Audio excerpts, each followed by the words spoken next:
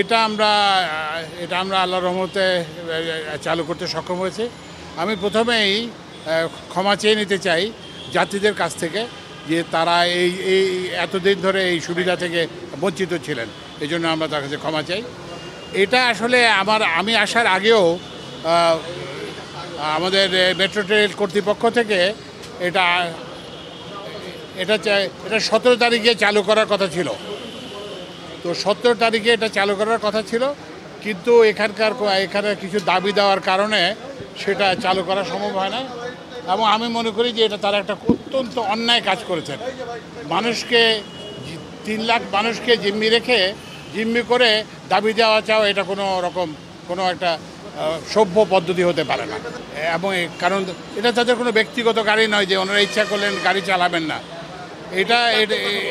জি, তো এইটা একটা সামাজিক সম্পদ, এবং এটা যে এতদিন যে লাগলো, এটা কাজটা মোটেই তারা ভালো করেন নাই। তো যাই হোক, এখন শেষ পর্যন্ত ওনারা এটা এবং আমাদের সবার ঐকান্তিক প্রচেষ্টা এটা চালানো সম্ভব হয়েছে। আমি এই জন্য আর এখন একটা অসুবিধা হয়ে গেছে যে এখন একটা দাবি দেওয়ার মৌসুমে পরিণত হয়েছে। তো এখন ওই যে ধান কাটার মৌসুমের মতো যেরকম থাকে, এখন দাবি দেওয়ার মৌসুম। এখন এই যে 16 বছর যে ওনারা সবাই বলছেন আমরা বৈষম্য বঞ্চনার শিকার, যে ভালো কথা। তো আপনি অন্তত 16 বছরের বঞ্চনাকে রিড্রেস করার জন্য 16 মাস তো সময় দেবেন, কিন্তু 16 দিনে তো সরকারকে বিব্রত করতে পারেন না।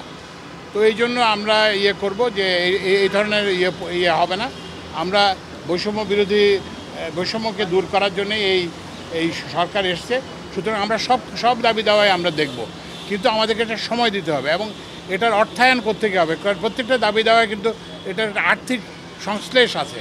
তো এইটার টাকাটা কোত্থেকে আসবে সেগুলো আপনাদের চিন্তা করতে হবে। মেট্রো রেলকে আমরা একটা এসেনশিয়াল সার্ভিস হিসেবে ঘোষণা করব, যাতে এটা ইচ্ছা করলে কেউ এটাকে সার্ভিস ব্যাহত করতে না পারে।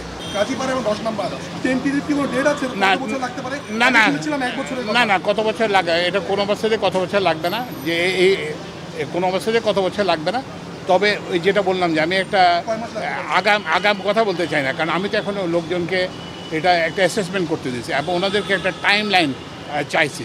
তারপরে আমি জাপানি রাষ্ট্রদূতের সঙ্গে আজকে কথা বলবো। তো সব কিছু মিলিয়ে আমরা একটা করব, কিন্তু এটা কোনো অবস্থাতে 1 বছর লাগবে না, এটা আরও অনেক কম লাগবে।